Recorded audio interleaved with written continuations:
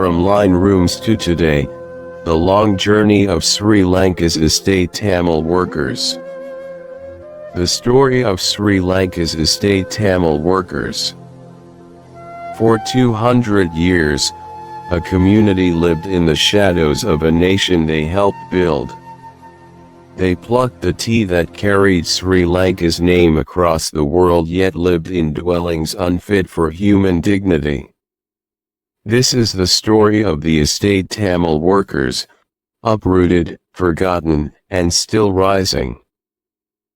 The forced journey, 1820s to 1900. When the British expanded plantations in Ceylon, they needed labor, not citizens, not settlers, but a controlled workforce.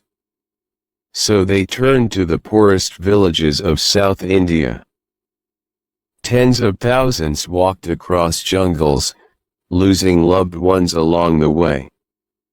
They arrived in Ceylon not as migrants, but as indentured labor, bound by debt and deception. The British built long barracks called line rooms. Narrow, dark, overcrowded. A single room for an entire family. No toilets. No water. No privacy. These were not homes. They were instruments of control. Life in the line rooms, 1900 to 1948. For decades, the line rooms remained unchanged. The plantation economy flourished, but the workers remained trapped. Wages kept deliberately low. Children joining the labor force. Malnutrition and disease. No access to education. No land, no mobility, no political voice. The British isolated the workers from the rest of the island. A community was created but also confined. Independence without inclusion, 1948 to 1960s. When Ceylon gained independence in 1948, the British left behind the line rooms and the people inside them. The new government passed laws that rendered nearly 1 million estate Tamils stateless. They were born in Ceylon, lived in Ceylon, worked for Ceylon, yet were told they did not belong. Statelessness meant no access to government schools, no public health services, no land rights, no political representation. The line rooms remained as they were, dark, cramped, and unchanged. Slow recognition, slower reform, 1960s to 1980s. Through agreements with India, some workers were repatriated. Others slowly received citizenship. But the process took decades. By the 1970s, 80% of estate families still lived in line rooms. Many shared a single toilet among dozens. Water was scarce. Overcrowding was severe. The plantation system remained a world apart, geographically inside Sri Lanka, socially outside it. First signs of change, 1990s to 2000s. The 1990s brought the first real attempts to improve housing. NGOs and government bodies introduced upgraded line rooms, semi-detached houses, community water systems, child development centers. But progress was slow. Generations continued to live in structures built in the 1800s. The estate youth dreamed of escape, but the system held them back. A new century, old realities, 2010s.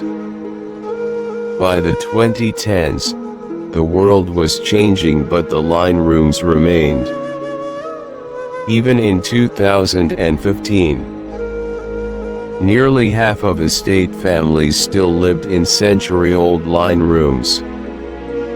Many roofs leaked. Sanitation was inadequate. Poverty remained entrenched. Wage struggles intensified. Workers demanded a living wage, but negotiations dragged on.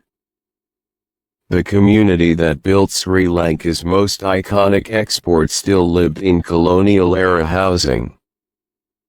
The present moment, 2020s to now. The current decade has seen the most significant wage increase in estate history.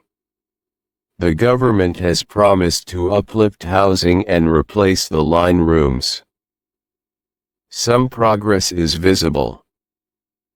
New housing schemes, electrification, better access to schools, improved sanitation. But the transformation is uneven.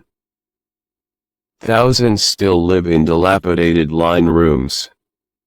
Some share a single toilet among 10 to 20 families. Water access remains inconsistent. Youth struggle to break generational poverty.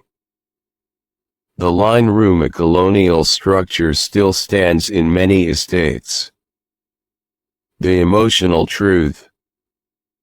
For 2 centuries, estate Tamil workers plucked the tea that made Sri Lanka famous, generated foreign exchange, carried the nation's economy, lived in silence, unseen and unheard. Their story is not just about housing. It is about dignity denied and dignity reclaimed. During the past decade, a remarkable transformation has taken place among estate communities, one that did not come from government intervention or outside organizations, but from within. The catalyst for this quiet social revolution was surprisingly simple: the arrival of three-wheelers and cell phones. For generations, estate families depended almost entirely on unreliable public transport. Reaching a hospital in an emergency meant waiting for a bus that might never come. Children often walked long distances to school. Even basic shopping required planning, patience, and sacrifice. Mobility was a daily struggle that shaped every aspect of life. Today, that reality has changed dramatically. Every estate now has a growing fleet of three-wheelers, giving families immediate access to transportation whenever they need it. A medical emergency no longer means helpless waiting. Parents can ensure their children reach school safely and on time. Shopping, visiting relatives, attending community events all have become easier, faster, and more dignified. Equally transformative is the spread of cell phones. Almost every household now owns at least one device, connecting them not only to each other but to the wider world. Through these phones, families stay in constant touch with their younger generation working in cities or even overseas. Information, opportunities, and support flow back into the estates in ways that were unimaginable a decade ago.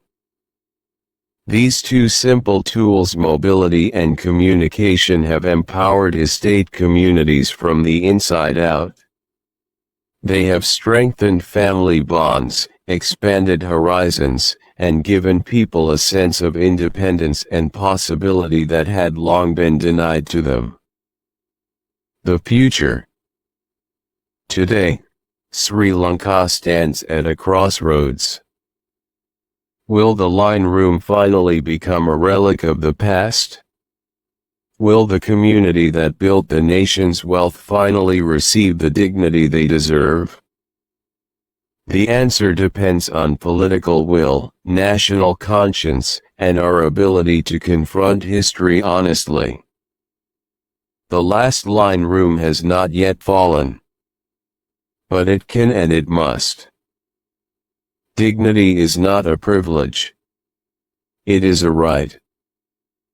In the end, TBK's truth frame stands as more than a channel or a commentary. It is a bridge between memory and responsibility. By revisiting the stories that shaped us, we reclaim the voices that were silenced and the lessons that were ignored. And by shining a light on the quiet transformations happening within our communities today, we remind ourselves that change is not always imposed from above. Often, it rises from the courage, resilience, and ingenuity of ordinary people. As we continue this journey, Truth Frame remains committed to preserving memory, restoring dignity, and inspiring a future built on understanding, compassion, and truth.